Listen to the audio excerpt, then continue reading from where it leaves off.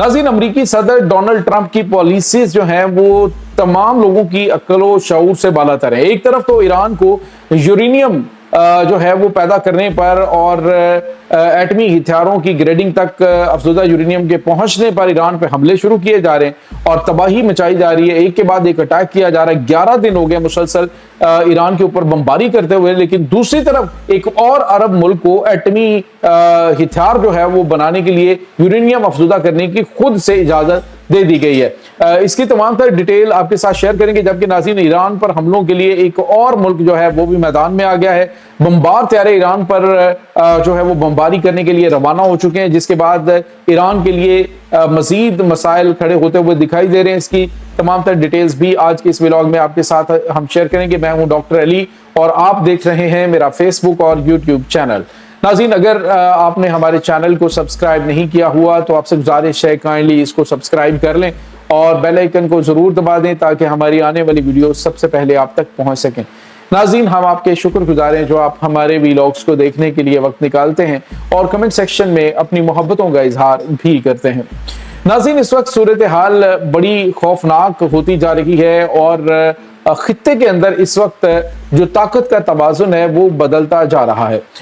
इस वक्त एक तरफ तो अमेरिका ईरान के ऊपर सिर्फ इस वजह से बमबारी कर रहा है कि वो एटमी हथियार बनाने जा रहे थे, बहाना ये बनाया गया, लेकिन उसके बाद मुआहदे और मुज़ाकरात और सारी चीज़ें आपके सामने, हम हर चीज़ आपके साथ शेयर कर रहे हैं।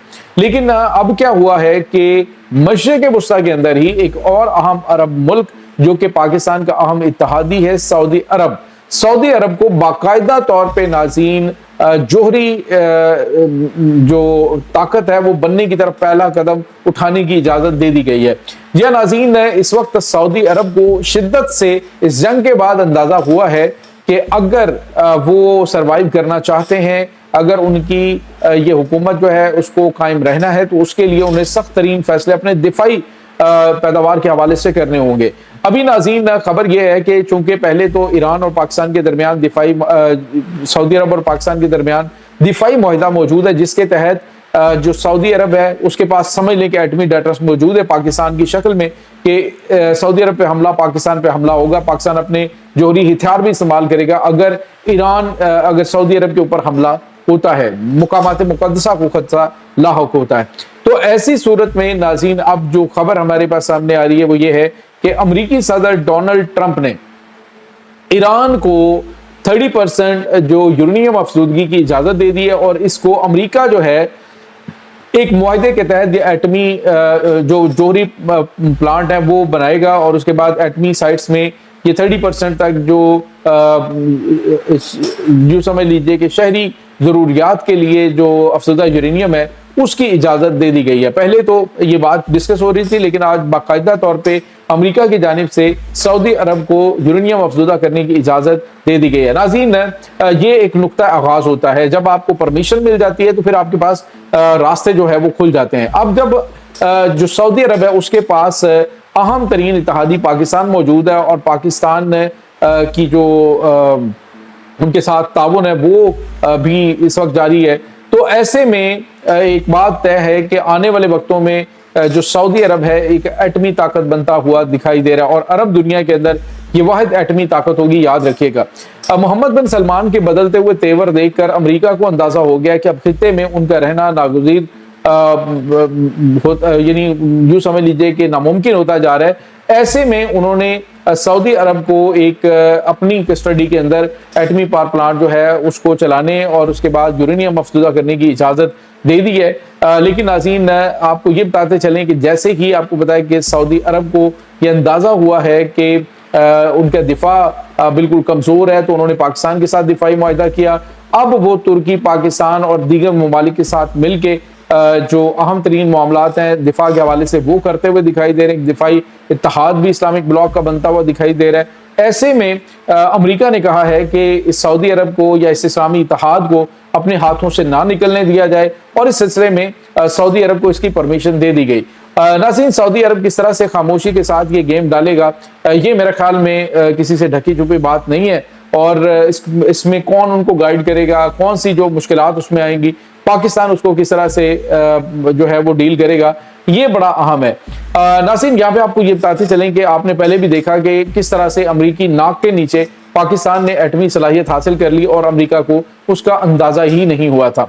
और अब भी बिल्कुल इसी तरह से इस वक्त मशरिक़ वुस्ता के अंदर अपने सर्वाइवल के लिए अमेरिका को सऊदी अरब की बड़ी ज़रूरत है और अपने फौजी अड्डे जो हैं वो वहाँ पे मेंटेन रखने के लिए ज़रूरत है।